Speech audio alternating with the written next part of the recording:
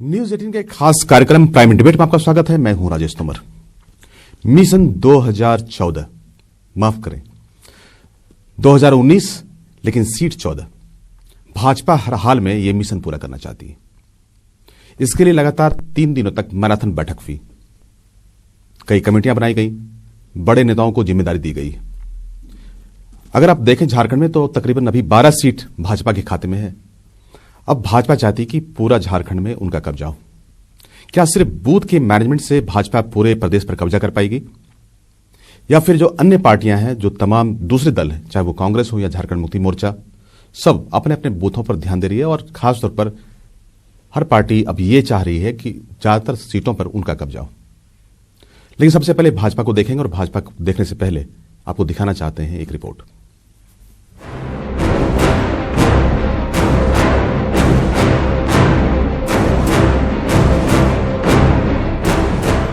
लोकसभा चुनाव के लिए 100 दिन बाकी और इन 100 दिनों का हिसाब किताब झारखंड बीजेपी ने पूरी तरह से कर लिया है। जी, मिशन 2019 के लिए झारखंड बीजेपी ने औपचारिक रूप से तैयारियां शुरू कर दी है। पार्टी के प्रदेश लोकसभा चुनाव के प्रभारी मंगल पांडे ने 3 दिनों की मैराथन बैठक की। कोर कमेटी और लोकसभा चुनाव संचालन समिति की आज की बैठक में मंगल पांडे ने प्रदेश बीजेपी के नेताओं को, कार्यकर्ताओं को साफ साफ बता दिया है कि 2019 अगर जीतना है तो जनता के बीच जाना होगा। उन्हें बताना होगा कि केंद्र की मोदी सरकार उनकी हितैषी है। हमने बातचीत की है और हम आज ये कह सकते हैं अपने नेता, प्रमुख पदाधिकारी, विधायक से बात करने के बाद कि सभी लोग उत्साह से भरे हुए हैं। सभी लोग फिर से एक बार नरेंद्र मोदी की सरकार इस देश में बने, इसके लिए 14 लोकसभा का सीट झारखंड से उनकी झोली में जाए, इसके लिए दिन रात परिश्रम करने को तैयार हैं। और केंद्र की सरकार और राज्य की सरकार के जो काम हैं, हम अपने इन वरिष्ठ नेताओं और कार्यकर्ताओं के माध्यम से जनता तक उसको ले जाकर जनता का आशीर्वाद लेने में सफल होंगे। झारखंड में 14 लोकसभा सीट में अभी 12 पर बीजेपी का कब्जा है और इस साल 14 के 14 लोकसभा सीटों पर फतह हासिल करने के लिए बीजेपी ने कमर कस ली है। पार्टी ने लोकसभा चुनाव तक अपने 7 मोर्चे को मोर्चे पर लग जाने का टास्क दे दिया है। लोकसभा चुनाव को लेकर मंथन, बीजेपी ने कार्यकर्ताओं को दिया लक्ष्य, सरकार के काम को जन जन तक पहुंचाने का निर्देश, राज्य की सभी 14 लोकसभा सीट पर जीत का लक्ष्य, सभी मोर्चा और संगठन को काम में जुटने का निर्देश, राष्ट्रीय अध्यक्ष के टास्क को पूरा करने का निर्देश। ऐसे तो पिछले लगातार कई महीनों से भारतीय जनता पार्टी झारखंड प्रदेश संगठन की दृष्टि से अपना काम कर रही है।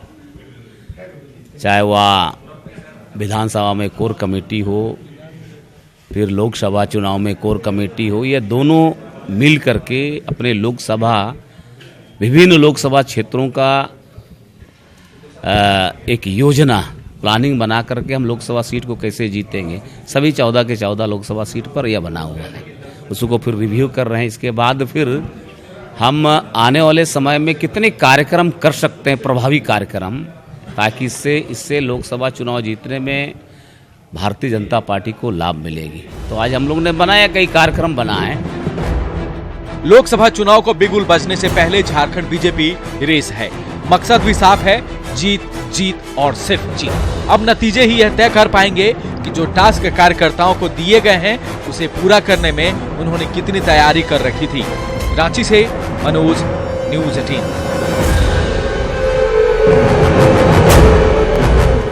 आपने पूरी रिपोर्ट देखी। मंगल पांडे साहब, जो कि प्रभारी हैं लोकसभा के, उन्होंने कहा कि पार्टी उत्साहित। अब उत्साहित क्यों है, इसका वजह हमें ढूंढना पड़ेगा। 3 राज्यों में जिस तरह से चुनाव में भाजपा को शिकस्त मिली है, उत्साह शब्द का इस्तेमाल इसलिए हुआ है कि कार्यकर्ता फिर से उत्साहित हों और झारखंड में जहां 12 सीट उनकी है उसको 14 करें। अब आम जनता तक पहुंचने की कोशिश होगी। भाजपा झारखंड में खासतौर पर अगर चिंतन के विषय को आप देखें तो छत्तीसगढ़ में भाजपा का सुपड़ा साफ हो गया। ऐसे में यहां के लिए एक बड़ी चुनौती होगी कि जो 12 सीट हैं उसको बना के रखें, तो शायद जाहिर रहे कि जो मिशन 14 रखे गए, यानी कि 14 सीट भाजपा के खाते में जाए, इसकी कोशिश है और तमाम लोग इस पर लगेंगे। आज हम इसी पर डिस्कशन करेंगे और हमारे साथ हैं जेबी तोबी साहब जो कि भाजपा से हैं, प्रवक्ता हैं, साथ में किशोरनाथ सहदेव जो कि कांग्रेस से हैं, वो भी कांग्रेस प्रवक्ता हैं, और साथ में राजेश कुमार जो कि लगातार भाजपा पर नजर रखे हुए थे। हमारे बड़े संवाददाता हैं। सबसे पहले राजेश कुमार से जानने की कोशिश करेंगे। मंगल पांडे साहब ने कहा कि पार्टी उत्साहित, इसके क्या मतलब है, क्या मायने हैं राजेश कुमार? देखिए, मंगल पांडे जी पहली बार यहाँ पर आए जब वो लोकसभा चुनाव प्रभारी बने, और 3 दिनों का उन्होंने दौरा किया है, कई बैठकें की है, सभी लोगों से मिले हैं जो भी वांछित लोग थे, और लोकसभा चुनाव के मद्देनजर जो भी उससे जुड़े हुए थे, चाहे वो संयोजक हों, प्रभारी हों, विधायक हैं, ये तमाम लोगों से उन्होंने बात की, और मोर्चा प्रकोष्ठ के लोगों से भी बातचीत की। इसके अलावा प्रदेश पदाधिकारियों के साथ उनकी फीडबैक के आधार पर इनका मानना है कि हम बहुत ही अच्छी स्थिति में हैं, और जो संगठन का काम है, पिछले दिनों राष्ट्रीय अध्यक्ष अमित शाह 2017 में भी आए थे, फिर एक दिन का प्रवास पिछले साल भी हुआ, तो जो टास्क और 19 पॉइंट जो टास्क है बीजेपी का केंद्रीय स्तर पर जो दिया गया है, उसको पूरा करने का दायित्व यहाँ की इकाइयों पर। राजेश कुमार, हम चूंकि ये समझना चाह रहे हैं कि 3 राज्यों में चुनाव में जिस तरह से शिकस्त मिला है, ये उत्साह शब्द का क्यों इस्तेमाल हुआ है? देखिए, कोई भी दल हो, चाहे वो हारे या जीते, जीतने के समय में तो वो मतलब हम ये जानना चाहते हैं कि क्या पार्टी में कार्यकर्ता उनके सामने होते हैं, और खास करके वो कार्यकर्ताओं को उत्साहित करने के लिए और उनको डिमोरलाइज ना हो, और वो वैसे बुरे दिनों या वैसे बुरे परिणामों की चर्चा करना नहीं चाहते, क्योंकि उन्हें आगे का लक्ष्य देखना होता है। इसलिए ये उत्साह शब्द इनके मुंह से निकलेगा ही, इसमें कोई नई बात नहीं है, और उत्साह नहीं दिखाएंगे तो फिर करेंगे क्या? आखिर चुनाव है। हम दोबारा आपके पास आएंगे। हम जेबी तोबी साहब से समझने की कोशिश करेंगे कि भाजपा उत्साह जो शब्द है, क्या पार्टी ने बहुत काम किया है, माफ करें, जो आपकी स्थानीय सरकार है या केंद्र सरकार है, किनके योजनाओं के तहत, किनके स्कीम्स पब्लिक के बीच में जो अलग अलग सरकार के द्वारा, जो चाहे वो राज्य सरकार आपकी हो चाहे केंद्र सरकार हो, कई फ्लैगशिप स्कीम्स चलाए गए, क्या जनता तक वो नहीं पहुंच पाया जिसकी वजह से आप जनता तक पहुंचना चाहते हैं, या छत्तीसगढ़ और मध्य प्रदेश, छत्तीसगढ़ में जो कुछ हुआ उसको लेकर आप कहीं ना कहीं सशंकित हैं कि शायद आम जनता तक चीजें नहीं पहुंच पा रही हैं? ये पूरे 3 दिनों का जो मैराथन बैठक है, उसका क्या मायने समझें?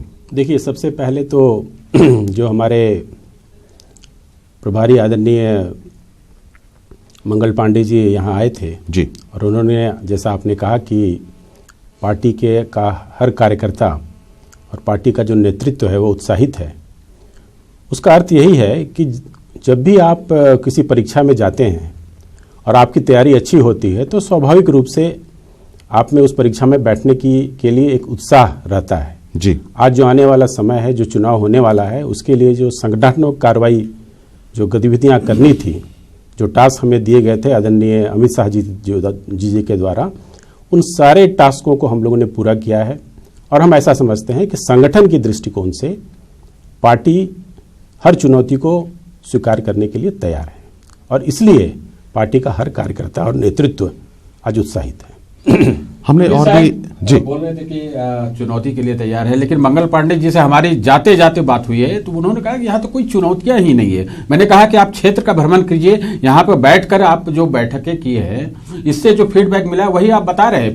फील्ड में भी जाए तब तो आपको रियलिटी का पता चलेगा। तो जहाँ तक ये बात है कि उत्साह और ये जो चुनौतियां है, वो इसको मानते ही नहीं। अब आने वाले समय में उन्हें शायद इसका ज्ञान हो या नहीं, वो तो जनता जनार्दन तय करती है, लेकिन पार्टियां तैयारी करती हैं, और खासतौर पर जब राष्ट्रीय पार्टी चुनाव में हो, झारखंड में कम से कम कांग्रेस और भाजपा जिस तरह से हाल के दिनों में अपनी तैयारी की है, चाहे बूथ मैनेजमेंट का मामला हो, ये जो अपने कार्यकर्ता उनको उत्साहित करने का मामला हो, तो यहां पर पार्टियां कोई कोर कसर नहीं छोड़ना चाहती हैं। किशोरनाथ सहदेव, आपकी पार्टी भी लगातार कार्यकर्ता तक पहुंचने की कोशिश कर रही है, आप भी बूथ मैनेज कर रहे हैं। आपके पार्टी अगर जनता तक पहुंचती है तो जनता में सिर्फ आपके मैनेजमेंट या जनता तक एजेंडा पहुंचना भी जरूरी है? देखिए, हम लोग लगभग 1 वर्ष पहले से चुनाव की पूरी तरह से तैयारी में जुटे हुए हैं, और चुनाव से संबंधित हर पहलुओं को हम लोगों ने बहुत गंभीरता से लिया है। जो चुनाव से संबंधित कमेटियां होती है, चाहे कैंपेन कमेटी हो, मैनिफेस्टो कमेटी हो, ये सारे पिछले 1 वर्षों से काम कर रही है कमेटियां। उसके साथ हम लोगों ने 81 विधानसभा में प्रभारी नियुक्त करके लगातार प्रभारी जो है सो विधानसभा में प्रवास करके संगठन की मजबूती के लिए काम कर रहे हैं। और जो अखिल भारतीय कांग्रेस कमेटी के स्तर पर जो कार्यक्रम है, एक जनसंपर्क अभियान व्यापक पैमाने पे लॉन्च किया गया है, जिसके माध्यम से हम बूथ स्तर के कार्यकर्ता चिन्हित कर रहे हैं। 5-5 कार्यकर्ताओं को प्रत्येक बूथ में जोड़ने का काम चल रहा है। साथ ही साथ प्रोजेक्ट शक्ति के माध्यम से हम लोग आम लोगों से जुड़ने का काम कर रहे हैं। राज्य स्तर की यदि हम चर्चा करें तो आने वाले एक महीने में 15 जनवरी से 20 फरवरी तक में हम लोग 5 बड़ी रैलियां करने जा रहे हैं राज्य के अंदर में। तो एक बड़ी तैयारी हम लोग कर रहे हैं। हम पिछले दिनों हमारे ऑल इंडिया कांग्रेस कमेटी से मैनिफेस्टो कमेटी झारखंड आई थी और यहाँ प्रेस क्लब में एक बैठक हुई थी, जिसमें हम लोगों ने राज्य के सभी वर्ग के लोगों को बुलाया था और उनसे फीडबैक लिया था कि यहाँ की समस्याएं क्या है और किन मुद्दों को लेकर कांग्रेस पार्टी आगे बढ़ेगी। तो कई ऐसे बहुमूल्य सुझाव यहाँ के सामाजिक कार्यकर्ताओं के द्वारा, यहाँ के जो और जुड़े हुए हैं लोगों से, उन लोगों के द्वारा हम लोग को जो फीडबैक मिला, तो उसके आधार पर भी हम लोग आने वाले लोकसभा में आपकी बहुत अच्छी उपस्थिति नहीं है किशोर जी, तो पिछले चुनाव से क्या सीखा और इस पर क्या तैयारी हो रही है? देखिए, स्वाभाविक तौर पर पिछले चुनाव में लोकसभा में हमें बिल्कुल सफलता नहीं मिली थी। 14 सीटों में भी 12 सीट भारतीय जनता पार्टी को, 2 सीट झारखंड मुक्ति मोर्चा को मिली थी। लेकिन इस बार एक तो गठबंधन की भी चर्चा चल रही है, जो आने वाले 15 तारीख के बाद उस पर भी सीट शेयरिंग को लेकर भी बात होगी। तो जो हमारे लाइक माइंडेड पार्टियां हैं, उनके साथ गठबंधन की भी बात चल रही है। लेकिन लगता है कि ये बहुत विलंब हो रहा है और आप भाजपा का रास्ता आसान करते जा रहे हैं। राजेश कुमार जी, हम ये जानना चाहते हैं कि कांग्रेस अपनी तैयारी कर रही है। झारखंड मुक्ति मोर्चा फिलहाल संथाल पड़ना में है, गुरुजी वहां पर हैं, उनके जन्मदिन पर 50 लाख कार्यकर्ताओं को जोड़ने की योजना है। इन दावों और पार्टी की तैयारियों के बावजूद जो अब तक का जो समीकरण दिख रहा है या जो जिस तरह से चीजें दिख रही हैं, क्या जनता सिर्फ पार्टी के जो संगठन के जो स्ट्रक्चर है खासतौर पर, या जो पार्टियां तैयारी करती हैं, सिर्फ उस बूते चुनाव जीता जाता है, या इसके अलावा भी कुछ और भी जनता के लिए दूसरा कोई मुद्दा होता है, या सरकार कैसे काम करती है, सरकार कौन पहुंचती है, क्या उनका मैनिफेस्टो है, ये तमाम चीजें भी होंगी। चुनाव में जीत या हार, ये तो इसके केंद्र बिंदु में जनता ही रहती है। लेकिन जो संगठन है वो इंफ्रास्ट्रक्चर है पार्टियों का। अब जैसे मैं भारतीय जनता पार्टी की बात करूं, भारतीय जनता पार्टी इस मामले में बहुत ही आगे है इस लिहाज से, क्योंकि ये बूथ स्तर को सबसे पहले देखिए, भारतीय जनता पार्टी का जो पिछले 5-7 साल का कार्यशैली रही है, सबसे उन्होंने पहले टारगेट किया है बूथ को। उनका नारा ही है कि मेरा बूथ सबसे मजबूत, और कार्यकर्ताओं की एक बड़ी टीम वहां पर तैयार करने की कोशिश की है। और झारखंड में 29,500 से ज्यादा बूथ है, और भाजपा ने क्या कहता है यहाँ पर लगभग 27,000 बूथ कमेटियां बनाने का दावा किया है। ये उनकी ताकत है, इसका दावा वो करते हैं, लेकिन कहीं न कहीं इफेक्टिव नहीं। दरअसल इस तुलना में झारखंड में जो झारखंड मुक्ति मोर्चा है, कांग्रेस है, कहीं न कहीं पीछे है, और इन्हें अपने संगठन को और दुरुस्त करने की जरूरत, और दुरुस्त करने की जो बात है, अगर संगठन के दृष्टिकोण से देखें, भाजपा काफी मजबूत है और काफी लंबे समय से काम कर रही है। लेकिन जो 3 राज्यों में रिजल्ट आए, उसमें भाजपा की अगर विफलता हुई, तो क्या ये जो संगठन जिस तरह से लगातार काम कर रही थी, आम जनता तक पहुंचने की कोशिश हो रही थी, बूथ पर काफी मजबूती रखा जा रहा था, जो बूथ के कार्यकर्ता हैं वो वहां पर लोगों को जो सरकार की योजनाएं थी, सरकार का जो अचीवमेंट था, जो उपलब्धियां थी, उसको बताने की कोशिश कर रही थी, क्या यहां पर चूक हुआ, या जनता, हम ये बस जानना चाहते हैं। तो देखिए क्या है ना राजेश जी, मैं तुम्हें साहब से ही जानना चाहता हूँ। नहीं, देखिए ऐसा है कि अगर आप केंद्र की मोदी सरकार को देखेंगे जी, तो जो हमारे मैनिफेस्टो में जो बातें आई थी, उन सारे मैनिफेस्टो के हर एक बिंदुओं पर सरकार ने जो काम किया है, वो पिछले मैं कहूं तो 60 सालों में नहीं हुआ जी। और सारे की मुद्दे जो उन्होंने अपने मैनिफेस्टो में रखे थे, उस पर काम हुआ। मैं आपको ये कहना चाहता हूं कि देखिए, गरीबों का एक बहुत बड़ा वर्ग जो फाइनेंशियल इंक्लूजन से बाहर था जी, उसका जनधन योजना के माध्यम से उसका एक बहुत बड़ा उसको इंक्लूजन किया गया जी। दूसरा जो महत्वपूर्ण चीज जो है, वो प्रधानमंत्री आवास योजना है। आप देखते होंगे कि एक संकल्प लिया गया है कि 2022 तक इस देश के सारे गरीबों को छत दिया जाएगा, पक्का मकान दिया जाएगा। इस संकल्प की ओर हम लोग बढ़ रहे हैं और बड़ी तेजी के साथ राज्यों में और केंद्र सरकार के सहयोग से हम लोग ये काम पूरा कर रहे हैं। नहीं, वही हम समझने की कोशिश कर रहे हैं तुबी साहब की अगर आप आयुष्मान योजना की बात करें, सौभाग्य योजना की बात जी। करें, उज्ज्वला योजना की बात करें, जी। आप गरीबों तक पहुंचने की कोशिश की। लेकिन छत्तीसगढ़ जो कि बहुत ही अति पिछड़ा जगह है, झारखंड से इसके डेमोग्राफी, टोपोलॉजी बहुत कुछ मिलता जुलता है। छत्तीसगढ़ एक में बात ये भी है कि ये झारखंड से सटा हुआ छत्तीसगढ़ है और सारी योजनाएं जो केंद्र सरकार की है और वहां की राज्य सरकार की तो चल ही रही थी, फिर भी जनता ने उन्हें रिजेक्ट कर दिया। कहीं न कहीं ये मानना ही पड़ेगा कि जनता का मूड और जनता क्या चाहती है वो सबसे महत्वपूर्ण है। संगठन अपनी जगह है, संगठन काम करता है, लेकिन जनता महत्वपूर्ण है। वही हम तो भी समझाने की कोशिश करेंगे कि जब इतने कार्यक्रम चल रहे थे, इतने सरकार की तरफ से, जो कि खासतौर पर गरीबों के लिए ये योजनाएं थी और बहुत इसके लिए हाइप हुआ, छत्तीसगढ़ में खराब प्रदर्शन हुए। आपके हिसाब से क्या लगता है कहां पर चूक हुआ? देखिए, 2-3 राज्यों में तो आपने देखा, सबसे पहले राजस्थान और मध्य प्रदेश को आपने देखा जी, वहां लड़ाई लगभग बराबर कांटे की टक्कर थी, बराबर लड़ाई थी। छत्तीसगढ़ में हम जरूर चूके और पार्टी ने उसकी समीक्षा की है और कुछ छत्तीसगढ़ चूंकि हमसे मिलता जुलता है नहीं, झारखंड देखिए, से। स्टेट तो हर स्टेट की अपनी विशेषताएं होती है, लेकिन उन विशेषताओं के आधार पर झारखंड के चुनाव और झारखंड में आने वाले समय में क्या होगा, इसकी कल्पना या इसका अनुमान नहीं लगाना चाहिए। मुझे ये देखना चाहिए कि सरकार कैसे काम कर रही है, संगठन कैसे काम कर रहा है। मैं समझता हूं कि संगठन बिल्कुल मजबूत है और सरकार ने इस राज्य में बहुत अच्छा काम किया है। हम निश्चित रूप से जीत दर्ज करेंगे। किशोर सहदेव जी, क्या लगता है कि छत्तीसगढ़ में आपने अच्छे प्रदर्शन किए, उसका क्या मूल मंत्र था और झारखंड में कहां तक ये सफल हो पाएगा?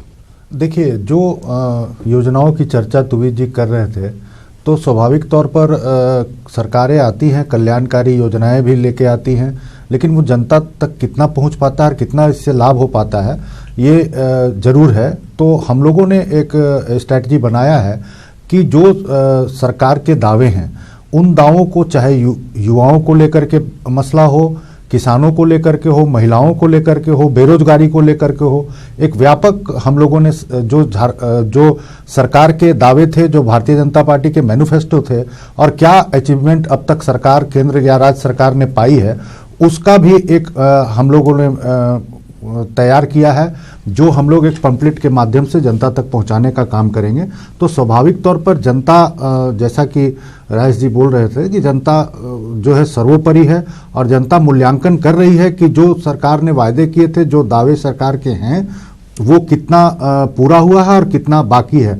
जहां तक सभी दल, राजनीतिक दल अपने चुनाव की तैयारी करते हैं और दावे भी करते हैं, लेकिन देखना ये होगा कि जो सरकार, केंद्र सरकार जो पिछले अब 100 दिन बाकी रह गए हैं सरकार के, तो कई कदम उठा रही है सरकार, ताकि जो पुरानी बातें हैं उसको जनता भूलकर नई बातों को याद रख सके। लेकिन जनता के नज़र में सारी बातें हैं।